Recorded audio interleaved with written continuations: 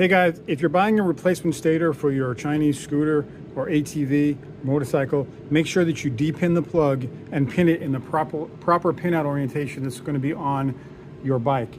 This depends on the CDI that you have.